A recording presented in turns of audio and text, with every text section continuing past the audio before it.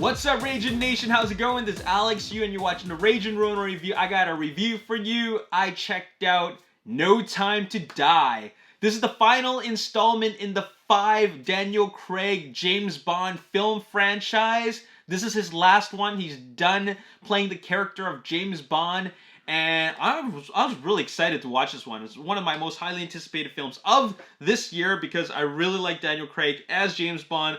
Spectre was not really that good. In fact, I gotta say that Spectre is definitely like my least favorite of them all. It falls at the bottom. And so this one is a follow-up to Spectre. So I was just thinking to myself that they definitely gotta make it, as long as they make it better than Spectre, I'm happy. Alright, this one's directed by Kari Joji Fukunaga. And of course, Daniel Craig is back. We got a lot of very familiar faces. But I want to mention some new characters. Rami Malek as Safin, Lashana Lynch as Nomi, who also plays a 00 agent. Lea Seydoux is back as Madeline Swan, and of course we have Ben Whishaw back as Q, Naomi Harris as Moneypenny, and Ray Fiennes as M. Is M? Yeah. And I'm just so happy to see everybody back, and I think this is a really, really great cast, okay? Watching the trailers, this looks like a really good James Bond film. A lot of action, and it just feels very James Bond. And by that, I mean, like, it feels like the other James Bond pre-Daniel Craig. You know what I'm saying? More gadgets, more tech, more of him and his and him being James Bond. Daniel Craig's version of James Bond, starting with Keanu, Casino Royale, was a more colder, unrefined version of this character, right? Now we're up to the 5th film, and after watching it, I gotta say that he's more like the versions of James Bond that we saw in the past. There's definitely a little bit more, he's still the no-nonsense type of guy, but I think that this is one of the funnier James Bonds, for Daniel. This is definitely the funniest one of the Daniel Craig James Bonds. They are... It's not just from the fact that it's funny all around, which it is, but it's also like Daniel Craig has more of these one-liners, which I'm not used to seeing in the previous ones, and I kind of like it. It just changes things up a bit and makes it a little bit more lighthearted. There were some funny moments in this one, but this one is pretty action-packed. With a running time of 2 hours and 43 minutes, I'm glad that they kept the pacing of this film flowing really well. I think it was really well edited.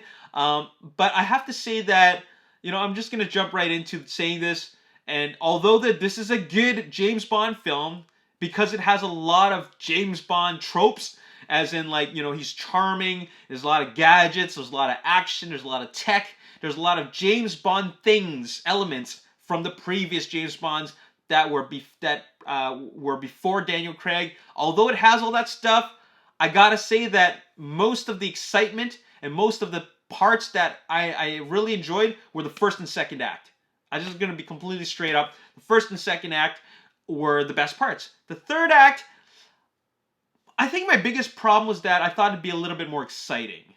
I thought it'd be a little bit more exciting because this is the last James Bond film. We are at the final act where, this is the climactic finale. So I thought it'd be a little bit more exciting. I find that James Bond is a little bit too invincible.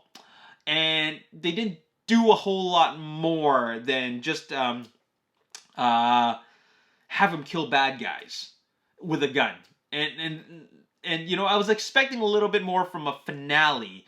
And also, the thing is that I like Rami Malek, and I thought that was a pretty good casting choice. But after seeing what was presented in front of us, I just felt that he's a pretty weak villain. I can name better villains. I think there are a lot of the villains in the previous Bonds were better, actually. So I think he's a pretty weak villain. Not to say that the villains in the previous ones were super outstanding. They were just better. They were good. This one, not so much. I really didn't understand his motives, to be completely honest.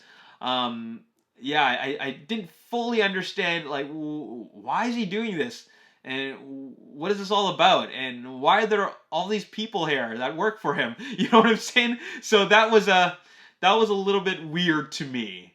But the action sequences are fantastic. The action sequences are they're shot really well. They're put in the right spots. They're really exciting, and I'm just talking about the action sequences before the final act. Once we got to the final act, I just felt like things really got tame a bit. You know, we were treated to such crazy, wild sequences, and then it just got a bit tame for a finale, and that's why it's still a good movie. It really is a good movie. Like, make no mistake about it. It's undoubtedly a good movie. I had higher expectations for the antagonist elements of it, the villain and the final battle. Right? I thought that he'd be up against something a little bit more stronger, but in my opinion, wasn't really that. He was actually still he was able to hold his own on his own. You know what I'm saying? So yeah, I still enjoyed it, but I'm just gonna be completely honest. I'm gonna have to rewatch Skyfall and Casino Royale because those are really, really good.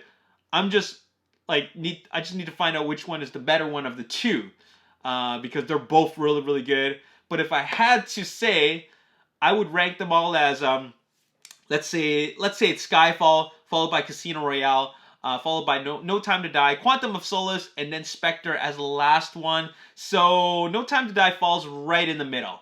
So it's still a good saga regardless. The Daniel Craig saga is fantastic. It's a really, really great take on James Bond. I'm excited to see what they have for the future of the Bond franchise. But I think this was a pretty decent finale to the whole franchise as a whole. Okay, so there you have it. I'm gonna give it an 8 out of 10. I know I said that the villain was a bit weak, the finale was a bit weak. I'm gonna deduct 2 marks from it. 2 points from it, so we'll still give it an 8 out of 10 because make no mistake about it, it's still a good film regardless, okay?